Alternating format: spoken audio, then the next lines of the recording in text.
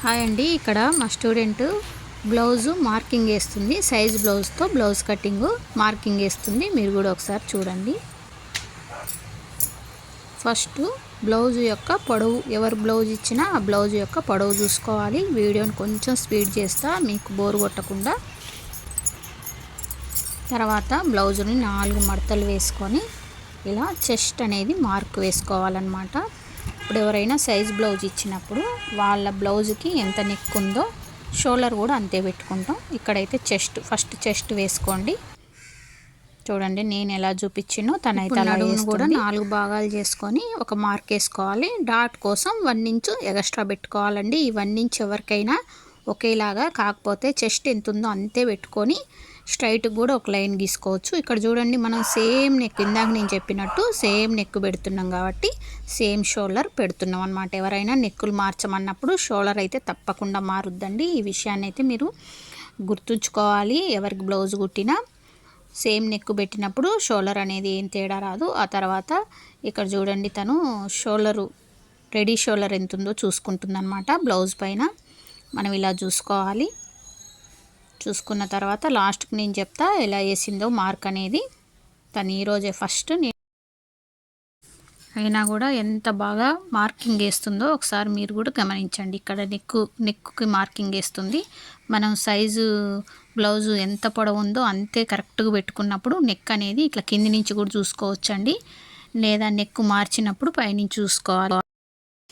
నా సబ్స్క్రైబర్లు అయితే చాలాసార్లు అయితే బ్లౌజ్ కటింగ్ అయితే చూసిరు, కానీ వీళ్ళకి ఎంత అర్థమైందో మీకు అర్థమవుతుంది చూడండి. ఎందుకంటే ఒక్కసారి నేను ఎలా వేయాలి మార్క్ అనేది చెప్తే సేమ్ అవతల వాళ్ళకి అర్థమైద్ది. వాళ్ళే ఇంకొకరికి చెప్పేంత ఈజీ మెథడ్లో చెప్తా అనమాట నేను.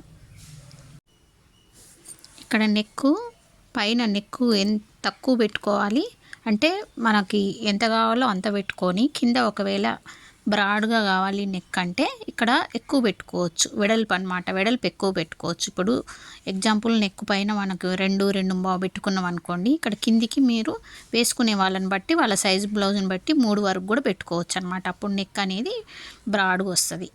ఓకేనా. ఇక్కడ చెస్ట్ మళ్ళీ ఒకసారి 4 మడతలు వేసి పట్టుకొని చూసుకుంటుందండి. చెస్ట్ అయితే కొంచెం ఎక్కువ పెట్టిందనమాట. కొత్తగా నేర్చుకుంటారు కాబట్టి 1కి 2 సార్లు మార్క్ వేస్తేనే వాళ్ళకి అర్థమైంది, ఒకేసారి రాదు. చెస్ట్ అనేది కొంచెం ఎక్కువైంది. ఇక్కడ తగ్గించి మళ్ళీ లైన్ కొట్టుకుంటుంది. దానివల్ల ఆర్మ్ హోల్ రౌండ్ కూడా కొంచెం ఎక్కువ వచ్చింది. ఇంకోటి, మనం ఆర్మ్ హోల్ రౌండ్ చేసేటప్పుడు ఆ మధ్యలో ఎంత తీసుకుంటున్నాం అనేది కూడా చూసుకోవాలి. ఎందుకంటే మరీ లోతు చేయొద్దనమాట. ఇక్కడ నేను వచ్చి చూపిస్తున్నా. డాట్ కోసం డాట్ ఏం చేసిందంటే చాలా పెద్దగా, ఫ్రంట్ డాట్ ఎంత పెడతామో అంత పెట్టింది తను. అట్లా పెట్టకూడదు. 1/2 ఇంచ్ మనం ఎంత వదిలినాం, డాట్ కోసం 1 ఇంచ్ వదిలినాం అంటే 1/2 ఇంచ్ ఇటు 1/2 ఇంచ్ అటు అంతే పెట్టాలి డాట్ అని చూపిస్తున్నా అనమాట. కొంచెం మంది బ్యాక్ డాట్ చిన్నగా వేస్తారు డాట్, కానీ డాట్ కూడా కొంచెం పెద్దగా వేస్తేనే మనకి బ్యాక్ పార్ట్లో లూజ్ అనేది రాకుండా ఉంటుంది అనమాట. ఓకేనా. ఇక్కడ ఆర్మ్ హోల్ రౌండ్ని మళ్ళీ నేను ఒకసారి ఇదిగో ఇక్కడ ఇప్పుడు నేను చూపిస్తున్నా కదా, అది కొంచెం లోపలికి వేసింది. అలా వేయొద్దు. అంత లోపలికి వేస్తే బ్యాక్ పార్ట్ అనేది లాగినట్టు అయిపోతుంది అనమాట. ఇదే ఫస్ట్ కాబట్టి చూడండి, ఇక్కడ కూడా చెస్ట్ కొంచెం ఎక్కువ వచ్చింది. చెస్ట్ ఎక్కువ రావడం వల్ల ఆర్మ్ హోల్ రౌండ్ కూడా ఎక్కువ వచ్చింది. ఫస్ట్ ఏమేమి మిస్టేక్ చేస్తారో మీరు, ఎవరైనా బిగినర్స్ అయితే మీకు కూడా ఇలాంటివి ఈజీగా అర్థమవుతాయి అన్నమాట. ఎక్కడ పోద్దంటే ఫస్ట్ కొత్త వాళ్ళకి షోల్డర్ పోద్ది, ఆర్మ్ హోల్ రౌండ్ ఎంత పెట్టుకోవాలనేది పోద్ది. ఇక్కడ చూడండి, ఒకవేళ నెక్ బ్రాడ్గా కావాలంటే నెక్ పైన కంటే కింద కొంచెం ఎక్కువ తీసుకోవాలన్నమాట. ఇలా ఎక్కువ తీసుకొని షేప్ చేసుకోవాలి.